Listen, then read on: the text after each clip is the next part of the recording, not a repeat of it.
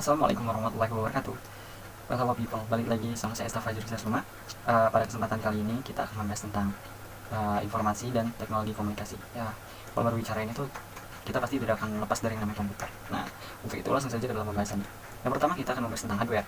Apa sih hardware itu? Hardware adalah perangkat keras yang terdiri dari input, proses, output, dan penyimpanan data. Yang pertama input. Input adalah komponen yang dapat memberikan instruksi kepada komputer untuk menjalankan suatu pekerjaan, seperti contohnya input itu mouse, keyboard, mikrofon, nah dan lain-lain. Yang kedua ada proses. Proses adalah otak dari komputer untuk menghitung seluruh program yang terdapat di komputer, atau yang biasa kita kenal dengan CPU, Central Processing Unit. Nah, selanjutnya ada output. Output adalah hasil dari input dan proses. Biasanya output ini yang dapat menghasilkan data. Nah, selanjutnya setelah output ada penyimpanan data. Penyimpanan data ternyata terbagi menjadi dua bagian. Yang pertama ada penyimpanan utama dan penyimpanan sekunder. Penyimpanan utama sebagai penyimpan sementara untuk membantu CPU menjalankan proses. Nah, itu penyimpanan utama tuh. Sedangkan sekunder hasil dari proses yang disimpan dalam media yang bermacam-macam. Nah, tadi setelah kita ngebahas hardware, kita selanjutnya akan membahas software. Software adalah komponen yang terdiri dari berbagai set instruksi yang dapat memerintahkan hardware komputer untuk menjalankan suatu pekerjaan, suatu berbagai pekerjaan lah ya, karena komputer kan multitasking. Nah, selanjutnya software juga ternyata terbagi dua, menjadi dua bagian gitu. Yang pertama ada application software. Application software ini tipe software yang dapat mendukung pribadi atau kebutuhan bisnis seperti komunikasi, transaksi finansial, dan lain-lain.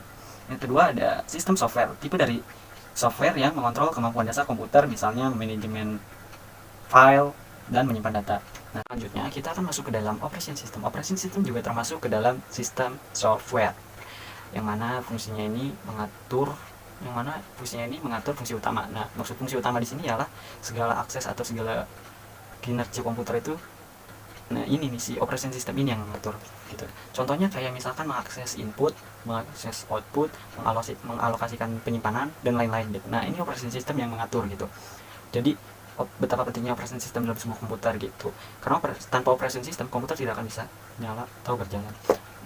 Untuk contohnya operation system kita pasti sudah sangat familiar gitu ya, contohnya seperti Windows, Macintosh, iOS dan lain-lain.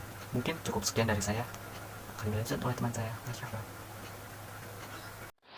Assalamualaikum warahmatullahi wabarakatuh. Saya Masilma Putri akan melanjutkan presentasi kali ini, yaitu yang selanjutnya ada virtualisasi, istilah umum dari abstraksi sumber daya komputer atau sebuah teknik yang dapat melogikakan sumber daya fisik.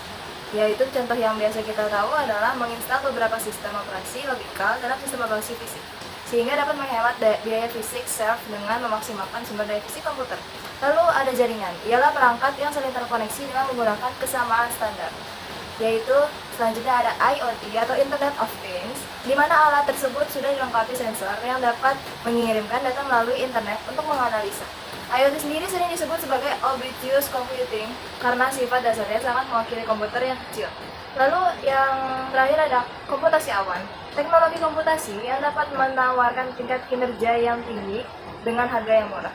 Lalu di sini ada 3 service model komputasi. Yang pertama ada software as a service, adalah layanan perangkat lunak pada komputasi awan yang penggunaannya hanya memakai sedikit saja aplikasi tersebut, misalnya Google Drive. Lalu ada platform as a service, adalah layanan yang dapat dimodifikasi oleh pelanggan, misalnya keamanan data. Lalu yang terakhir ada introducer as a service, yaitu layanan yang akses fisik atau jaringannya saja yang disediakan oleh penyedia. Sisanya adalah kebebasan para pelanggan. Sekian materi untuk kelompok kami. Wassalamualaikum warahmatullahi wabarakatuh.